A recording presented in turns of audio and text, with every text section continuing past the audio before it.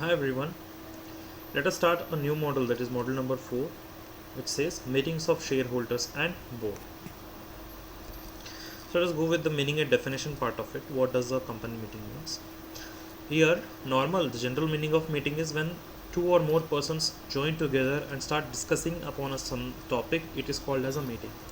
Then what about a company meeting? Company meeting may be defined as a gathering, assembling or coming together of two or more persons.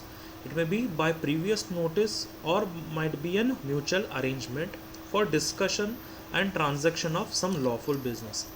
When members of the company, that is two or more persons who are coming together by the notice or by mutual arrangements, if they are discussing something about a lawful business or a transaction what they want to do about a lawful business, it is called as a company meeting.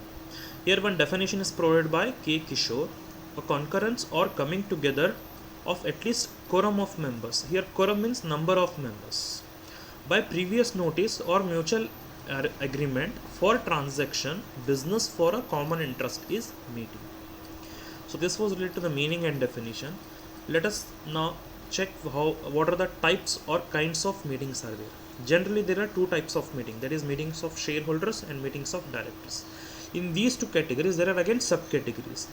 Let us go through with first meeting of shareholders. What is meeting of shareholders means? Here the shareholders cannot come and join together on a regular basis to look after the business activity. Hence they appoint the directors. They are the representative. Directors are the representative of the shareholders. So here what happens? Directors arrange the meetings for the purpose of shareholders on time to time basis. These meetings are called as meetings of shareholders. In this first sort of category is statutory meeting. Here statutory meeting means each and every public company have to conduct this meeting. The public company who have share capital must conduct this statutory meeting. Statutory meeting is called as the first meeting of the company. When the company receives the business commencement certificate, when the business starts, that is the company starts its business, the first meeting which is held for the public company having share capital is called as the statutory meeting. This meeting is held after 1 month of commencement of its business. I am repeating it again.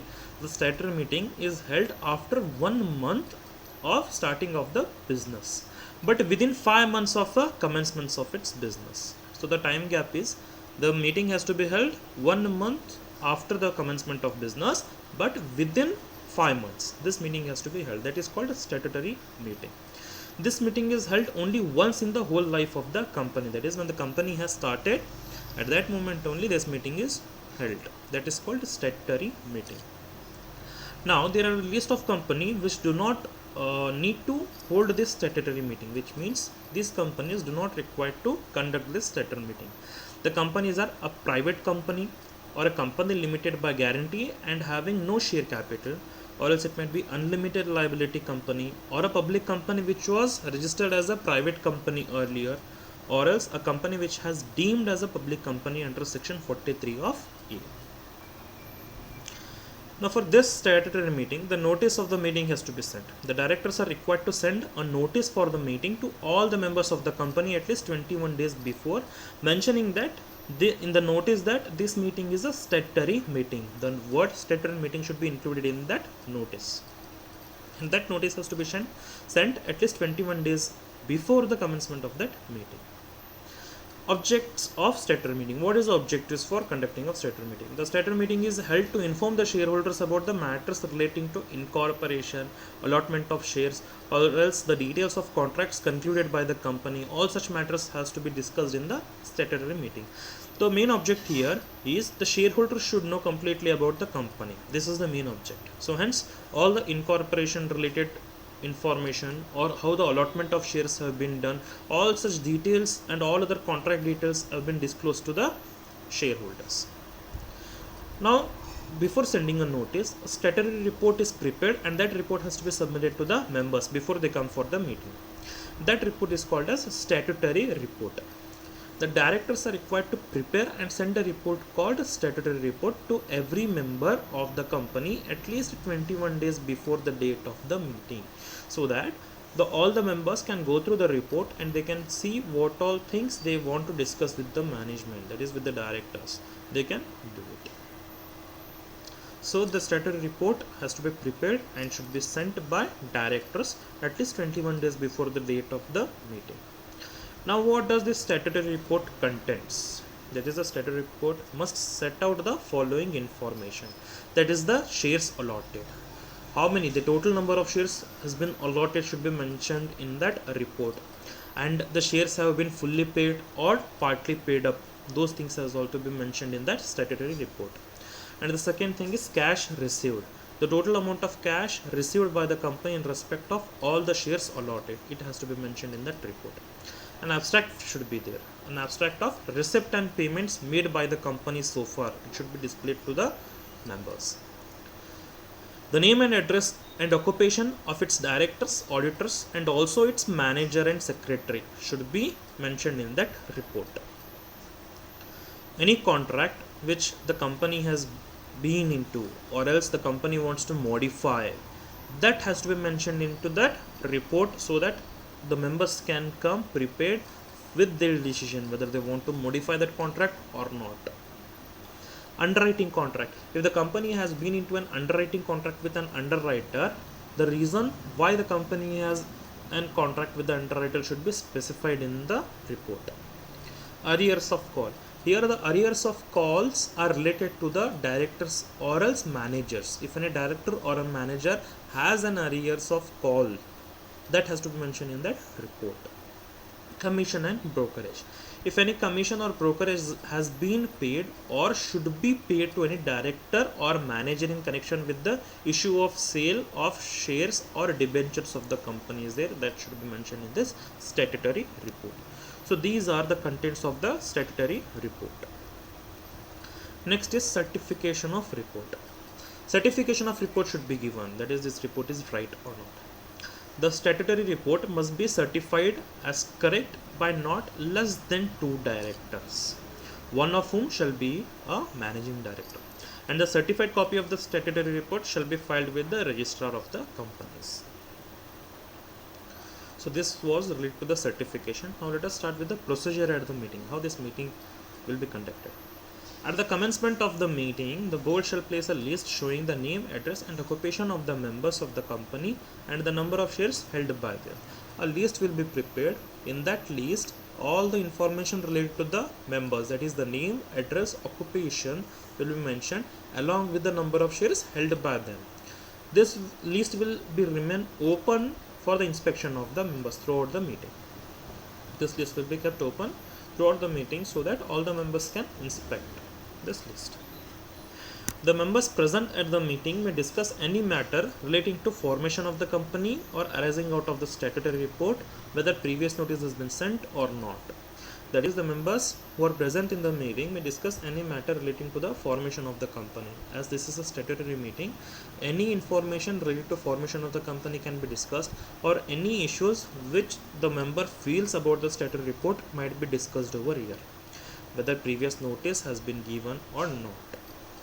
The meetings cannot pass a resolution on any item or on a subject unless notice has been given according to the provision of the Act. If the notice has not been sent for any of the purpose, for that purpose a resolution cannot be passed. Then second sort of meeting in meetings to shareholders is annual general meeting. The word annual itself says on a basis of 1 year the meeting has to be held once in that year. That is called annual general meeting.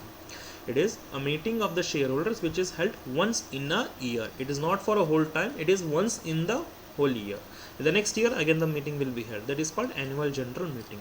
The object of holding this meeting is to review the progress and prospectus of the company and elect its office bearers for the coming year. Holding of the meeting. Here how does the meeting is held? The first annual general meeting of the company is held within 18 months of its incorporation. That is, when the business receives the incorporation certificates, within 18 months of that time, this annual general meeting has to be held. Because when the company has started, there is a rule that more than 1 month and less than 5 months and statutory meeting has to be held. So after that meeting, if you consider one annual, that is 1 year, 12 months will be there. So 12 plus 5 will be approximately 17 months. So hence it is called as this meeting has to be held within 18 months of its incorporation. The next, subsequent annual general meeting must be held by the company each year within 6 months of the closing of the financial year. If the financial year is closing on 31st March, so within 6 months of the closing of the financial year, the subsequent annual general meeting should be held. Now, third point, the interval between any two annual general meeting must not be more than 15 months. If a meeting has been held on 1st January, so within 15 months, the second annual general has to be held. If it increases this gap, then it is a penalty on the company. What about notice of this annual general meeting? The board of directors has to call annual general meeting, giving a 21 days notice to all the members entitled to attend the meeting. If the board of directors call this annual general meeting by giving the notice at least 21 days prior to the meeting. Certified copies of profit and loss account, balance sheet, director reports, auditor reports should also be forwarded to the members at least 21 days before holding of the meeting of the company. Along with the notice, the statement, certified copies of profit and loss account, balance sheet, director reports, auditor reports, all such reports will be included in that, and that has to be given to the members at least 21 days before the holding of the meeting. What all the discussions can be done in this annual general meeting? In the normal terms, adoption of annual accounts or director reports, auditor reports will be done, or else the declaration of dividend might be done, or else to elect the director in place of those who are retiring by rotation. Those directors can be appointed. The appointment of auditors, and they can fix the remuneration of the auditors. These things are normally discussed in this annual general meeting. There are special business, which means these situations doesn't come on a regular basis. These are special cases. That is, in extreme cases, to increase the authorized capital might be a resolution which might be passed in annual general meeting, or else the alteration of articles of association may be done in annual general meeting. So these two types of activities doesn't come on a regular basis, on yearly basis. But if you see the above points, these are done on annual basis. That is, per year these have to be prepared. That is, director report is prepared annually, auditor's report is prepared annually, dividend is declared annually, and directors are retired by rotation on annual basis. That is, 1/3 of the director retire by rotation. Auditors remunerations will be fixed. All these things are done on annual basis. So these things are discussed on yearly basis. But extreme cases, that is special cases, are increasing of authorized capital and alteration of articles of association may be done in this annual general meeting.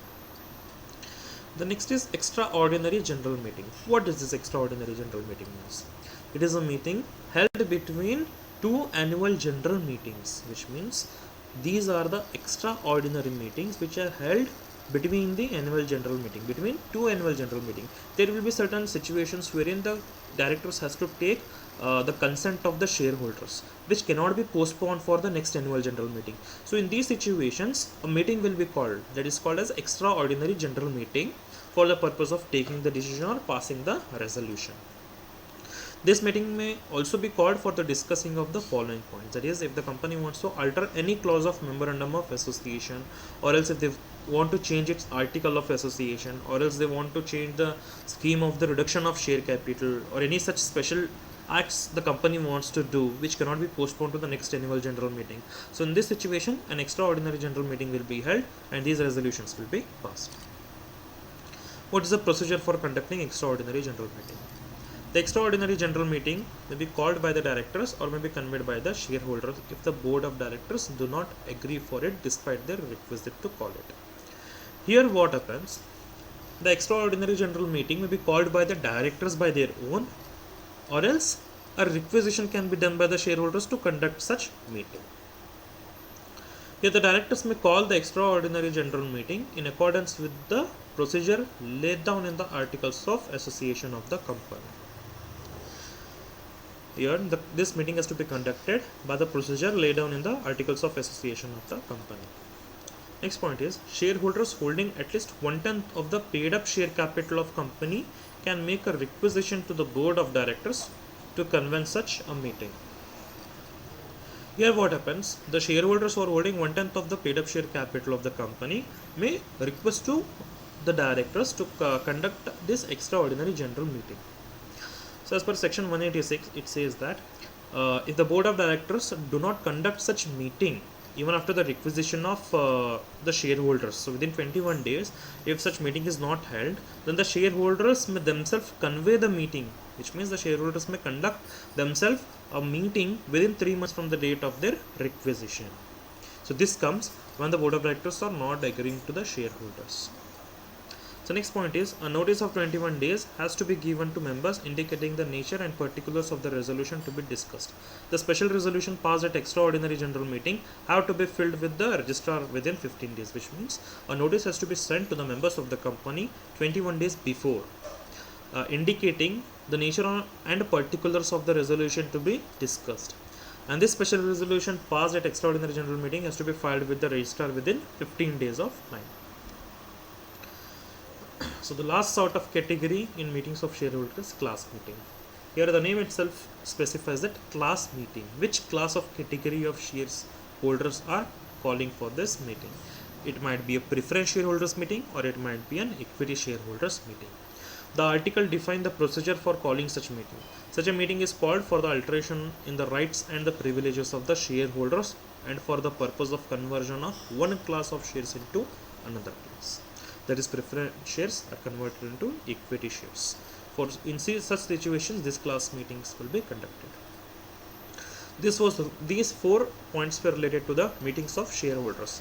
Now let us come to the next sort of category, that is meeting of directors. The first sort of category is meetings of board of directors. So what is this board of directors? Board of directors are number of directors who have been appointed by the shareholders. So the directors conducting board of directors meeting is called meetings of board of directors. The director of a company exercises most of their powers in a joint meeting called the meeting of board. In the case of every company, a meeting of the board of directors must be held. That is, at least once in every 3 months, the board of directors meeting should be held, and at least 4 such meetings should be held in a year. A notice has to be sent for this meeting. Notice of every meeting of board of directors must be given in writing to every director in India and at his usual address in India to every other director who is outside India for the time being. Here the notice has to be sent to all the directors, all the board of directors for the purpose of meeting, which is in written format.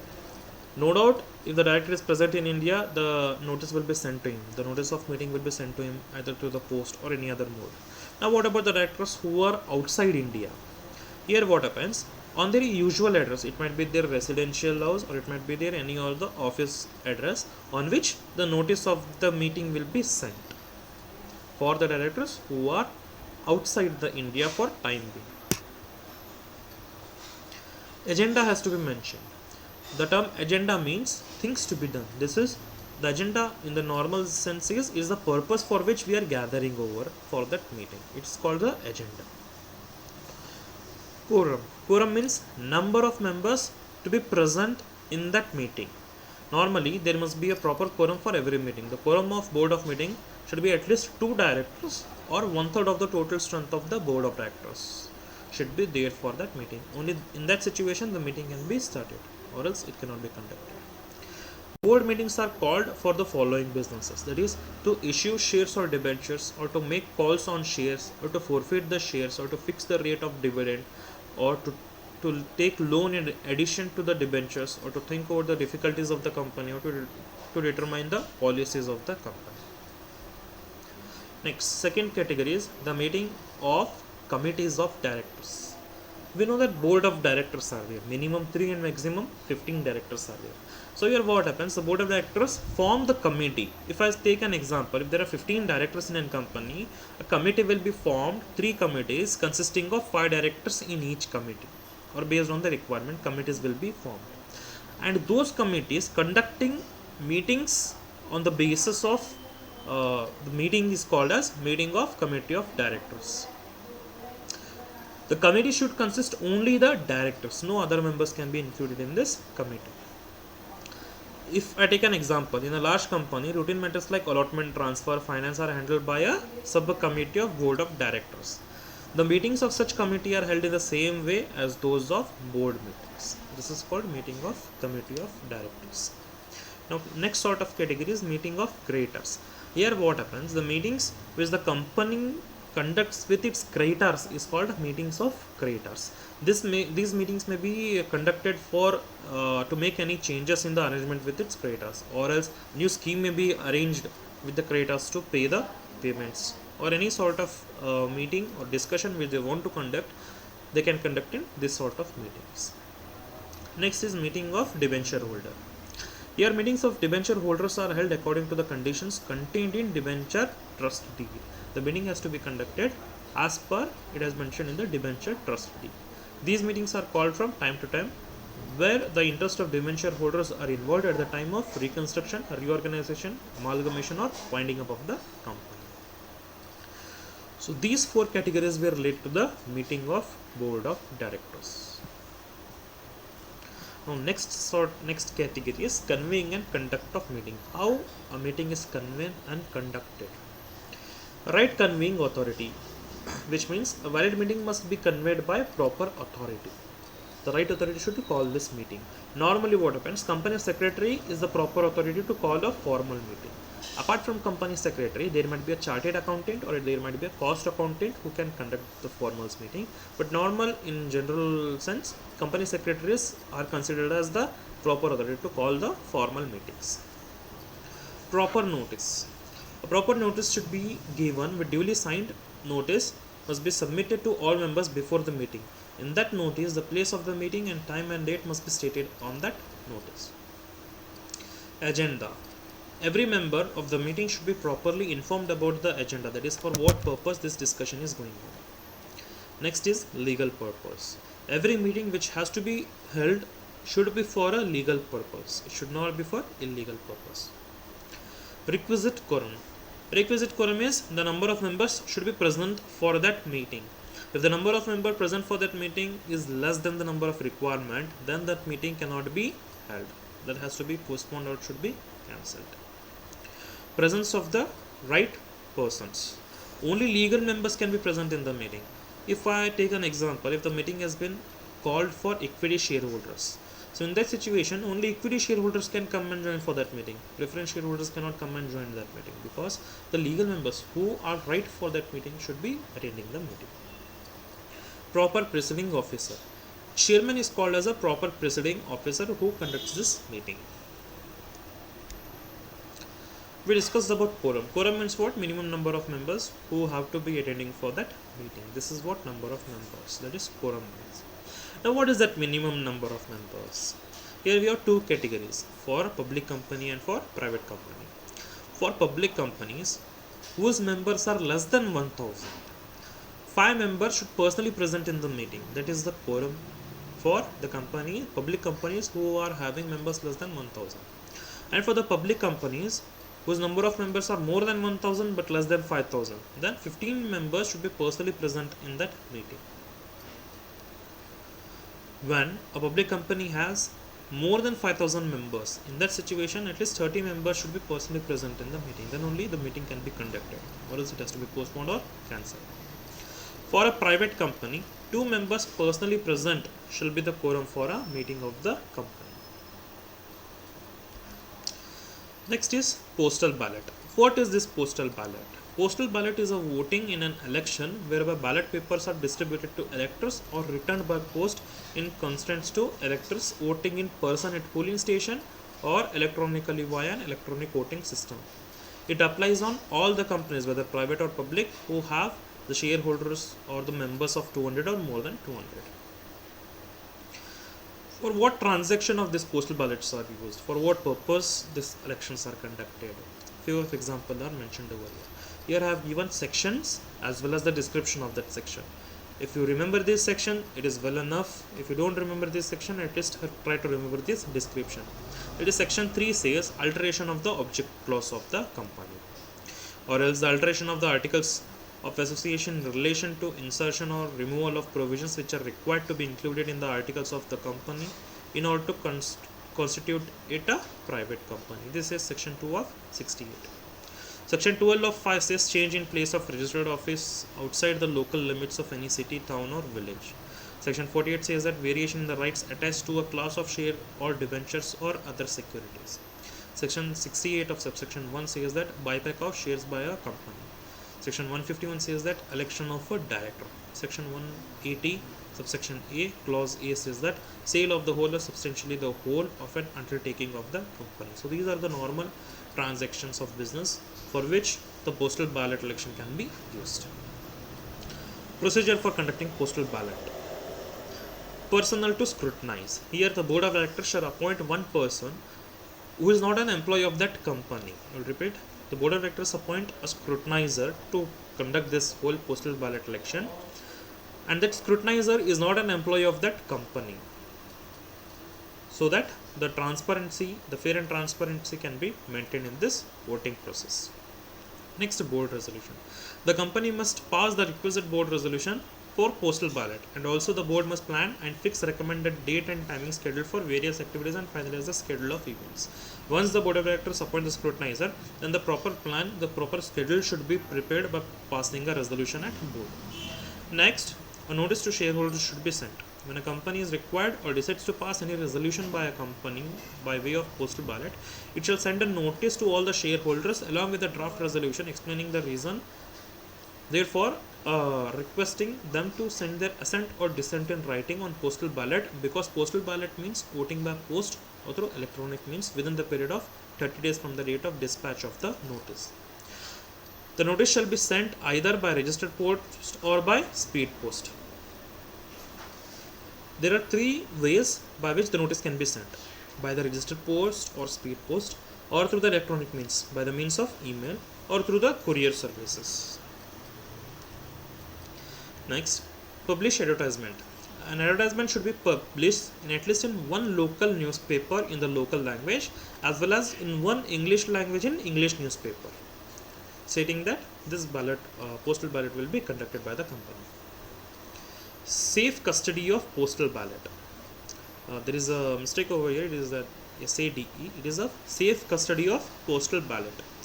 Here the custody is with the scrutinizer until and unless the postal ballot and other relevant papers will be written by the shareholders. It is safely maintained by the scrutinizer. The next is declaration of the result. The scrutinizer will prepare a report. Along with that report, the result of the postal ballot will be declared at the general meeting. Next is board meeting through video conferencing. What does this board meeting through video conferencing means? Here, the participation of director in a meeting of board may be either in person or through video conferencing or other audiovisual means as may be prescribed, which are capable of recording and recognizing the participation of directors and of recording and storing the proceedings of such meetings along with the date and time. Which means here, when the board of directors are conducting a meeting, the directors have the liberty to attend that meeting through a video conferencing, which means the director is not required to physically present in that meeting in the company.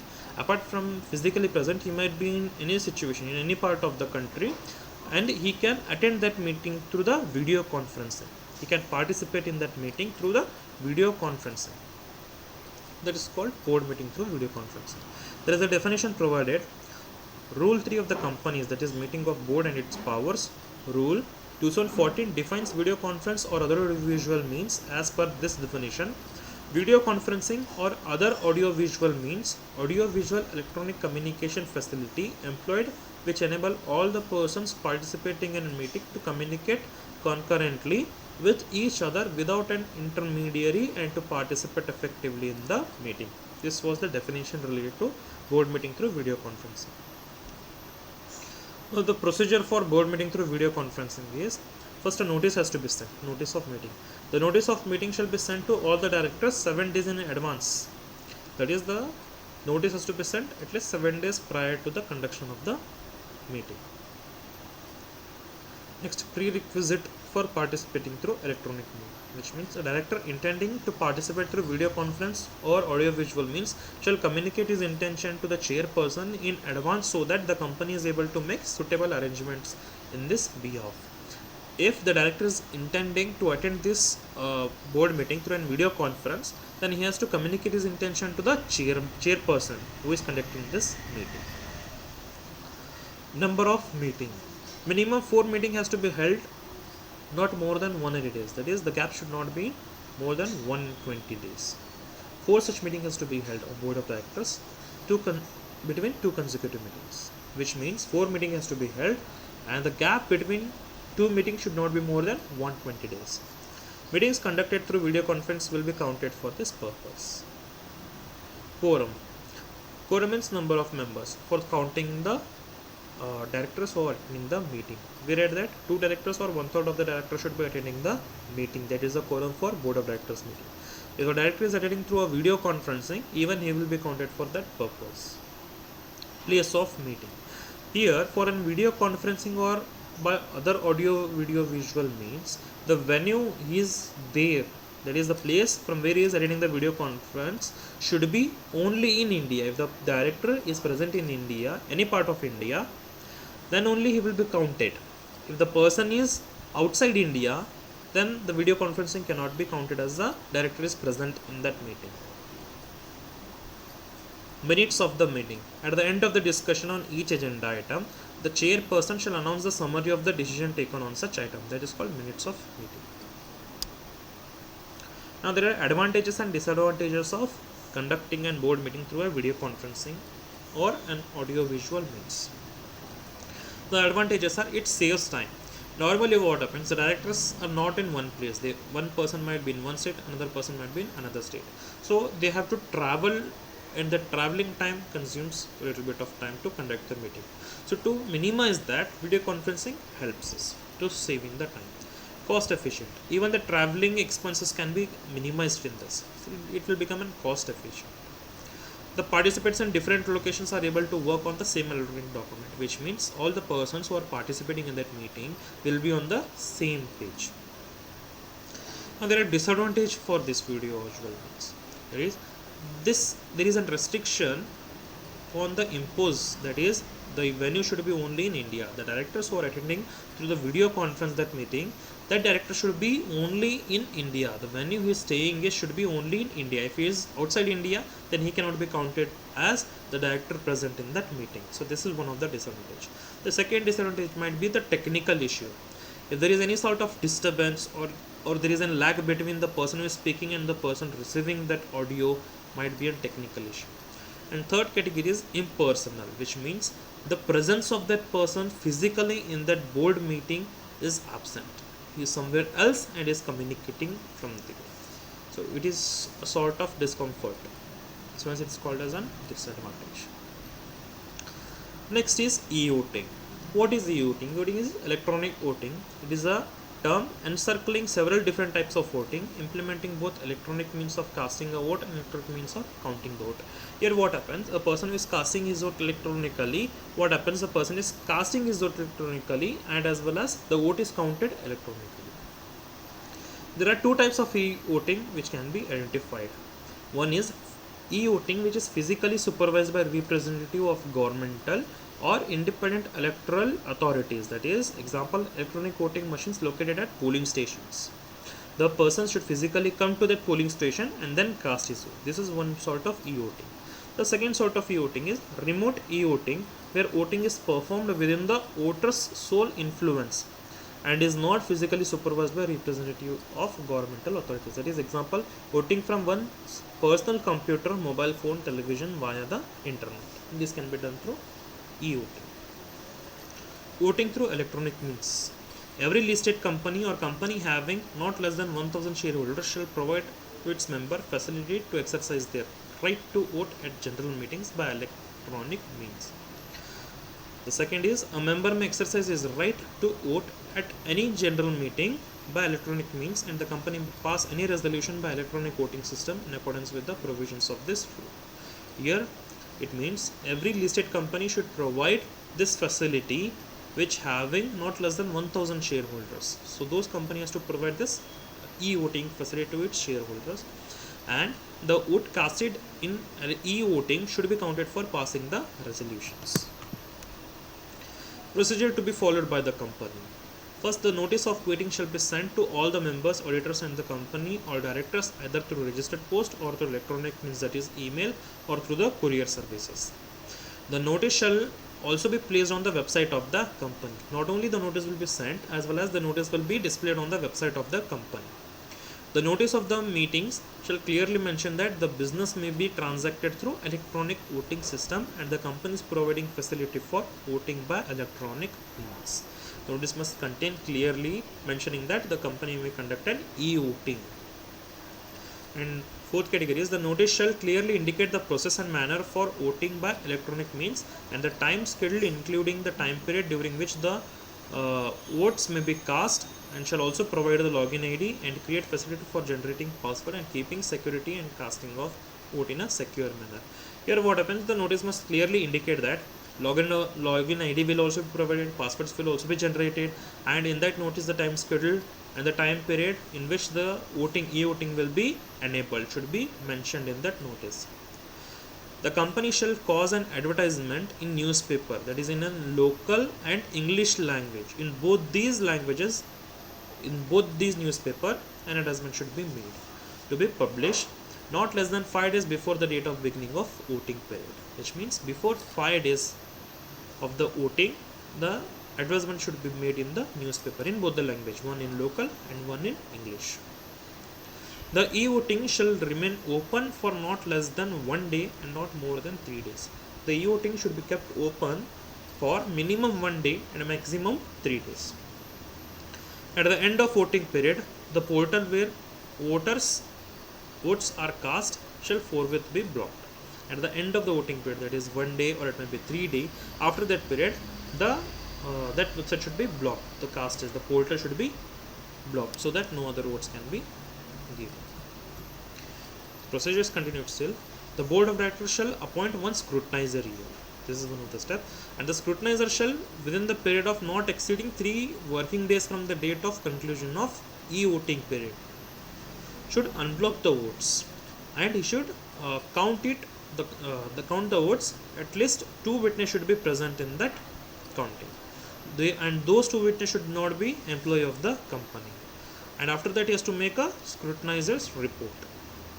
That is the votes cast in favor or else against the resolution.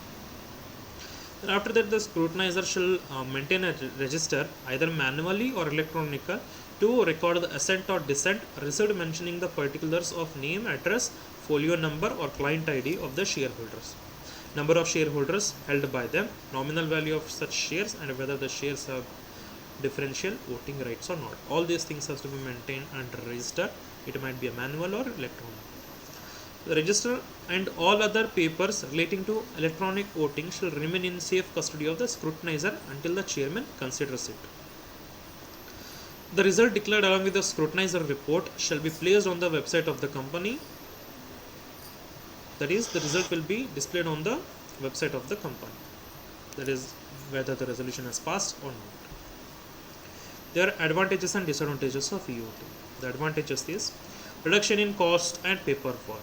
If you use the ballot paper, there is a use of huge paperwork, so it will be reduced as the votes are cast electronically. It will be counted on electronic basis itself. No need to manually record it. And as well as cost is reduced. The traveling cost of all the shareholders to the place of company to cast their vote. No need to store physical ballot papers. All the casted vote, that is the ballot papers, no need to store it physically because it requires space, and it even needs a wastage of papers after that voting is completed. Accurate counting of votes. Here what happens, if we manually count the votes on the ballot papers, the chances of missing the ballot papers might be there. So here that is not there on electronic voting. Here it counts. Once if the yes button is pressed, it is counted yes. Once if it is pressed no button, then that is counted. That is what accurate of counting of votes. Declaration of results in a very short time. When we manually check the ballot papers, it requires huge time, but electronically it will count number of times yes has been pressed and number of times no has been pressed. So in this situation, the declaration of result will be in shorter time in e-voting. Next is no need to verify the signatures. Here what happens, in the ballot papers, physically the signatures has to be verified of the shareholder whether he is the right person or not. So in e-voting, no such verification can be done for signatures. So as it has disadvantages, so even it has certain disadvantages of e-voting. That is, there may be chances of misuse of user ID and password of the shareholder if it is falling into wrong hands. Instead of the shareholder, if the user ID and password went in some other person's hand, so he might cast his vote without his consent. So there is an risk in this. Lack of awareness among the shareholders about the new process of voting. If the company wants to upgrade the voting system, e-voting system, then they have to spread awareness first about how to use such tools and techniques. So it requires certain time. Lack of awareness. Third is, it has to be ensured that the entire process of e-voting is not subject to any kind of manipulation.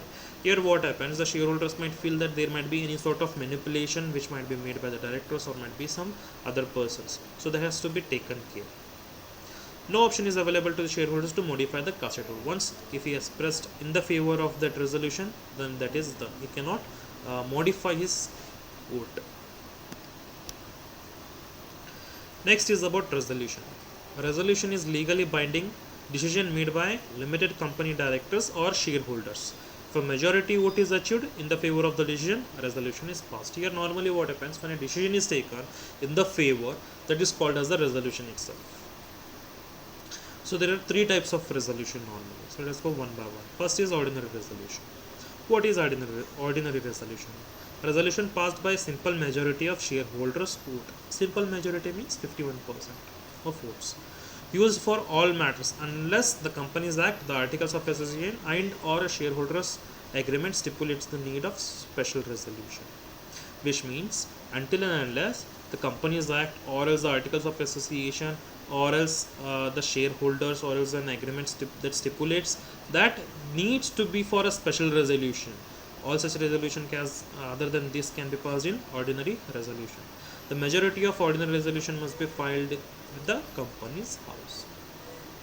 What decisions can be taken on the ordinary resolution? That is appointing and removing of the directors, or appointing and removing secretaries, or matters pertaining to directors' employment contracts, or amending directors' power, or approving dividend payments. All such activities will be done on ordinary resolution. Next is special resolution. What is this special resolution? Special resolution is nothing but it is the resolution passed by the 75% of majority of shareholders. That is 75% of shareholders are in favor of that. Only in that situation the resolution will be passed. At the general meeting, used for extraordinary matters that can be passed by an ordinary resolution. What cases might be for special resolution? It might be changing of a company's name, or it might be raising of share capital, or it might be allotting more shares, or issuing different share classes, or it might be related to alteration of articles of association. So this was related to the special resolution. Then third is resolution requiring special notice. Here what happens, for passing a resolution, a special notice has to be sent. That is called resolution requiring special notice. Special notice means that intention to move a resolution at a general meeting has to be given specifically by the shareholders. It is governed by Section 155 of the Companies Act 2013 and Rule 23 of the Companies Management and Administration Rules 2014.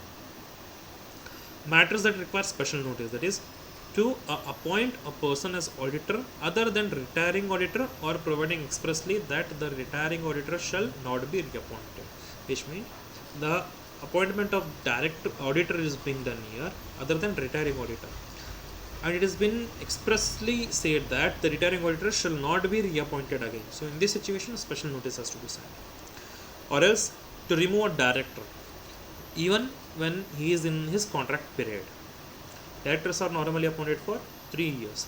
If he is there in his tenure and we are removing him, in this situation a special notice has to be sent, that is resolution requiring special notice to remove the director.